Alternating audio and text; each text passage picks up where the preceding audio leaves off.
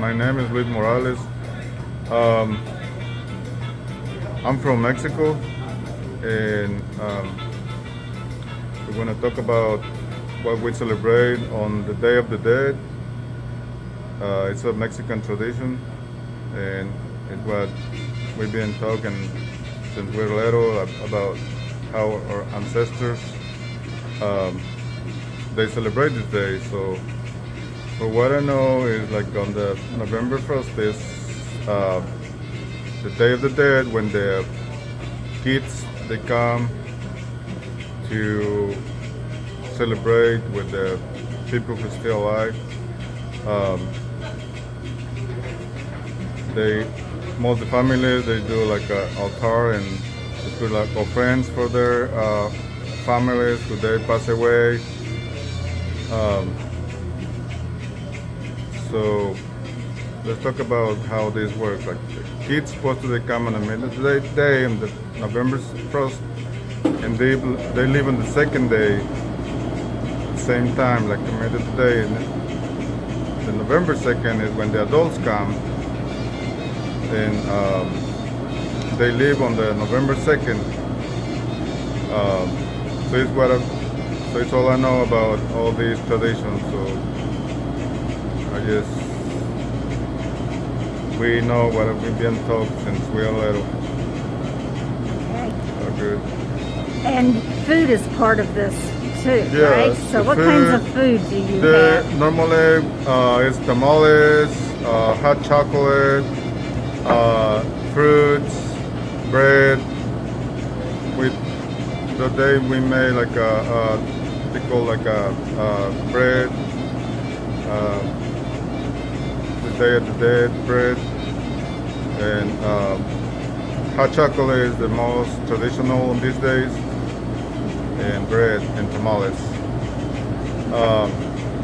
And most people friend what the relatives that pass away, what they like if they like this candy or fruit, they are offering that stuff. So it's a big thing in our culture. So tell us a little bit about sugar skulls. I'm intrigued. I've seen all kinds of craft ideas how to make them, but what do they signify? How do they fit into your celebration? Really, I've never had one of those like the candy skull, but for me that's a new thing. Maybe Okay. like maybe from another state, because Mexico is like 31 states, so maybe each state they celebrate different way. Okay. So from where I'm from is all we do like this: tamales, hot chocolate, candy, and fruit, and it's all I know. Like, but How- Oh, go ahead. go ahead. How is El Paso going to celebrate this year?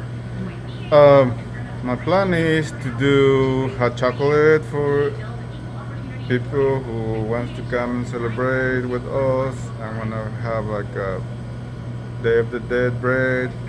So if you all want to come and enjoy that day, you can come for a hot chocolate and the piece of the bread we're gonna have on that day.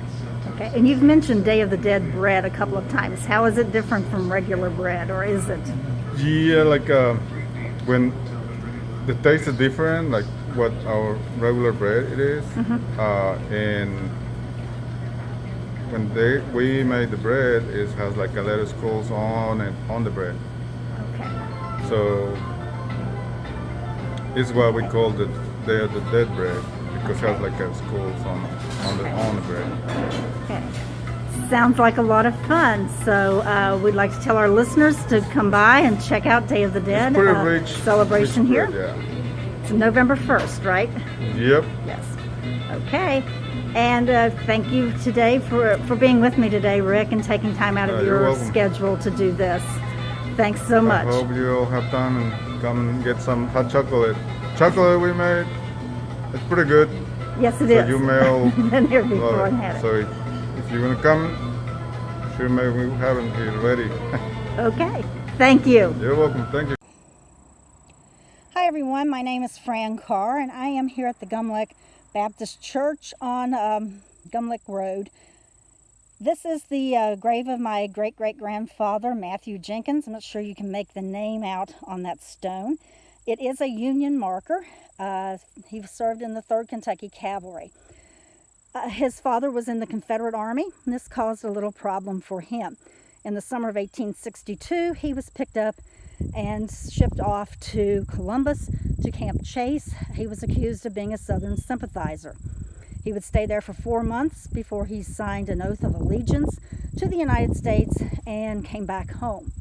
Later on, someone in the 118th Ohio Volunteer Infantry turned him in as a Southern sympathizer, saying that he had personally seen him with Confederate troops in the area.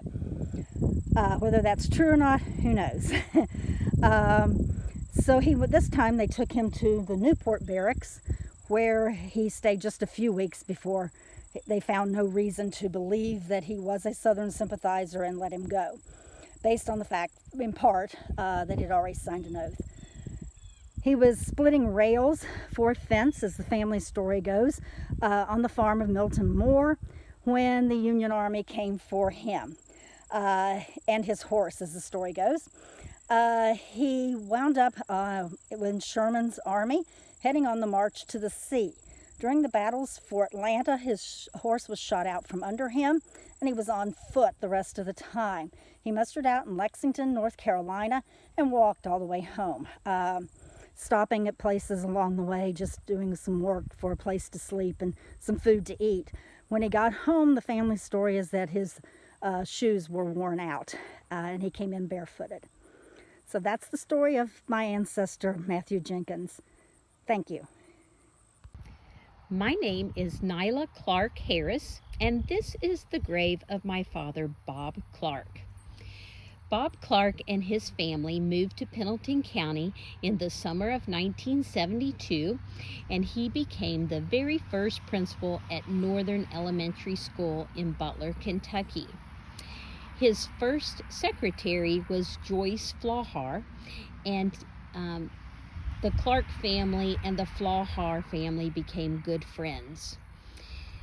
My dad's first superintendent, well, actually his only superintendent, was Cliff Wallace, and he considered Cliff Wallace not only a boss but also a friend. My dad, Bob Clark, was also good friends with Frank Ammerman. In fact, Frankie was probably what you would say, my dad's best friend.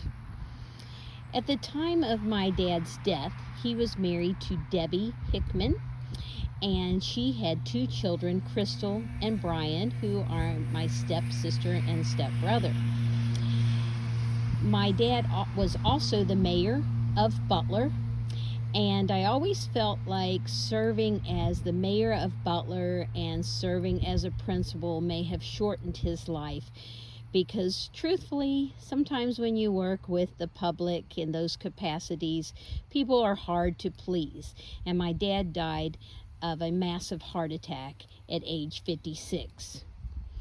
My dad was also an Air Force veteran and served in the Korean conflict. He was a great man. He lived in Pendleton County for a short time, but I feel like he did a lot in that time. My name is Rick Brown. I'm commander of the Charles H. Lee Camp here in Paso, Kentucky. And I'm going to give a brief summary to the Pendleton County Library on Charles Hobart Lee. Distinguished citizen passed away suddenly. Prominent Confederate, Mason, and banker. Charles Hobart Lee Jr., 89, one of Falmouth's most highly beloved citizens, died suddenly at his home with his sister, Mrs. J.E. Wilson, and Mr. Dr. Wilson, Wednesday afternoon, January 6, 1937, at 5:15 o'clock from a heart attack. Mr. Lee was the son of Judge Charles H. and Carolyn Dudley Lee, and was born August 2nd, 1847. at Minerva, Mason County, Kentucky. He spent his boyhood days in Brooksville, where he enlisted in the Confederate Army at the age of 16. He was united in marriage to Miss Louise McCoon in this city in 1877. Mr. Lee has served as treasurer, deputy county clerk, deputy sheriff, and was the first cashier of Old Farmer and Merchants Bank. He later became cashier and president of the Pendleton County Bank, and was very active in the business circle. He was a member of the Presbyterian Church and served as a ruling elder and superintendent of Sunday school for many years. Mr. Lee was known as famous Grand Old Man. He had been affiliated with the Oriental Lodge longer than any other member. That is a brief history of Charles H. Lee Jr. Hope you've enjoyed it, and thank you very much for the opportunity.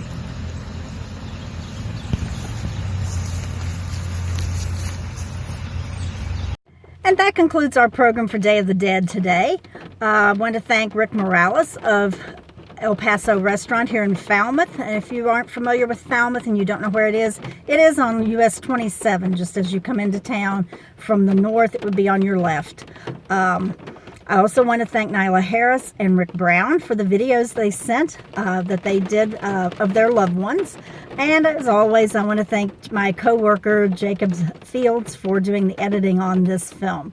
Thank you for attending today, and I hope to see you here again next month. Bye for now.